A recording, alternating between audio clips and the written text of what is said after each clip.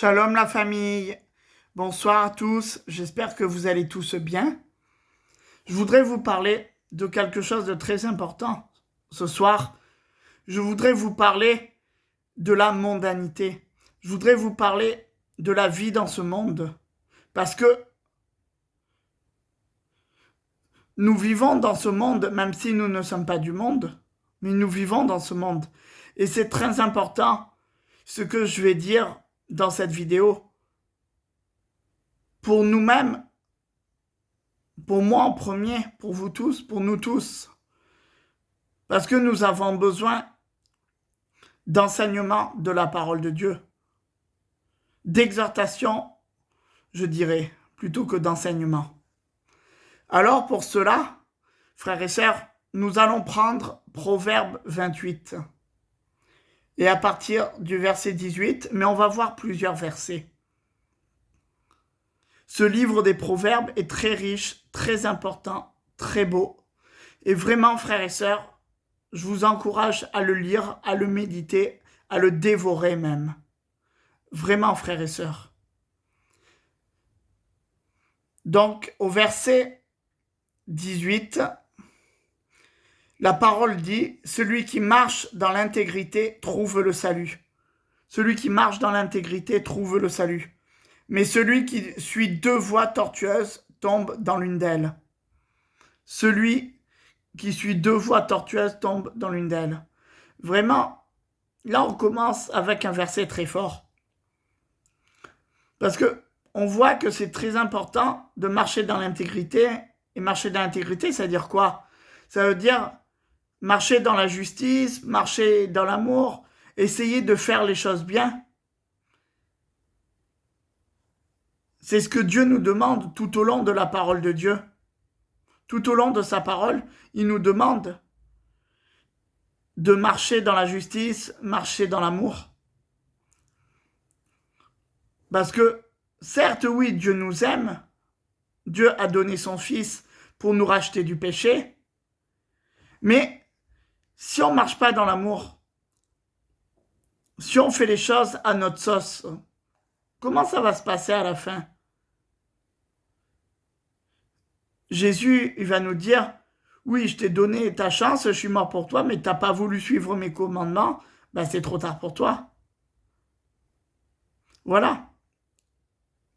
Il y a deux voies, la bonne et la mauvaise. Et la bonne, on sait où elle conduit, et la mauvaise, on sait où elle conduit aussi.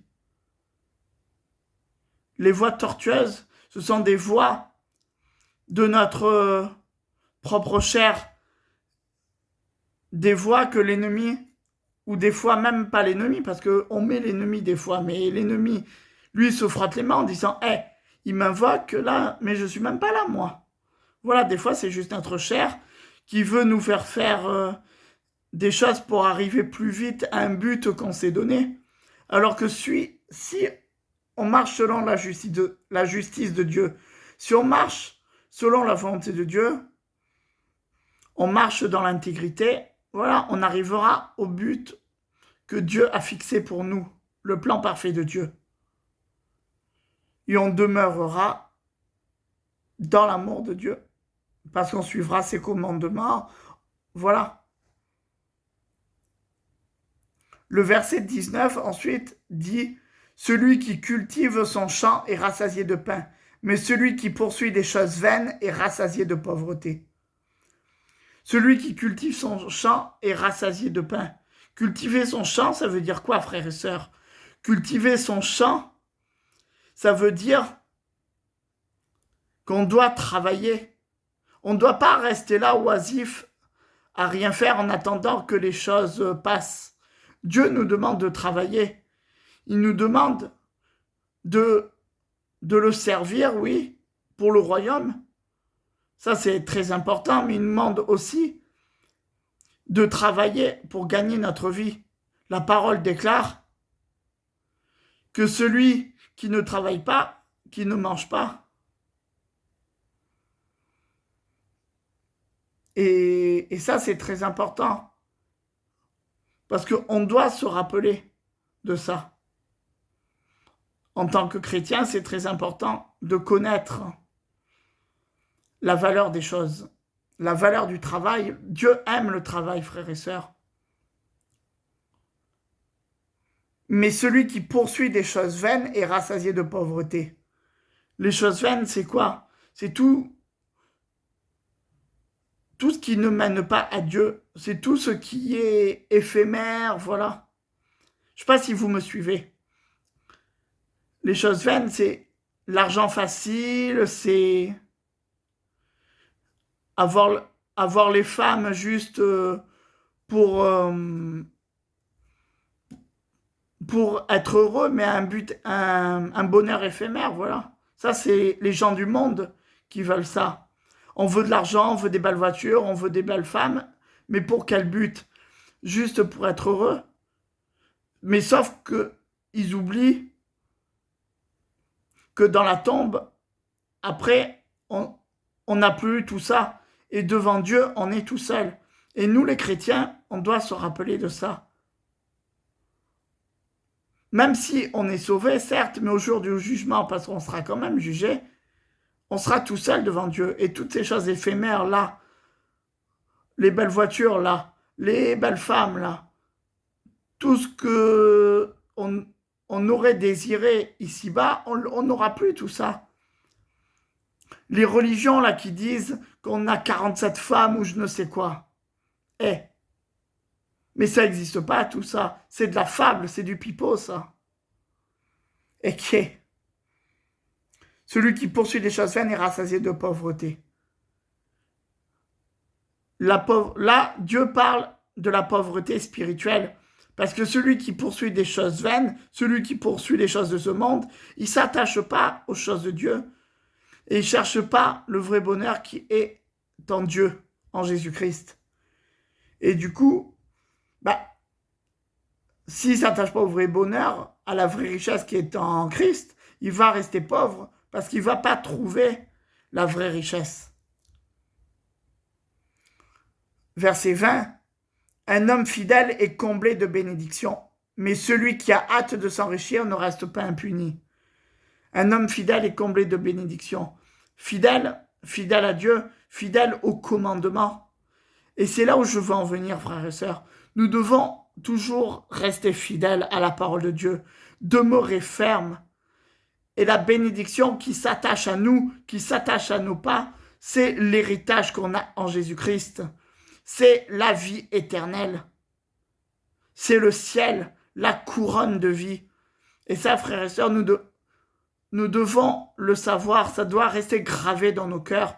Connaissons notre identité en Jésus-Christ. Nous sommes riches, nous avons tout pleinement en Jésus-Christ.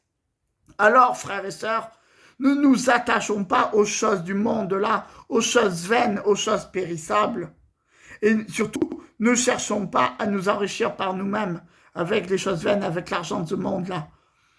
Parce qu'en faisant ça, on ne restera pas impuni comme la Bible le dit.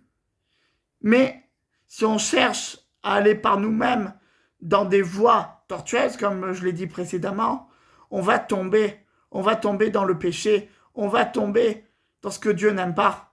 Et Dieu nous redemandera ces choses-là. Vraiment, frères et sœurs.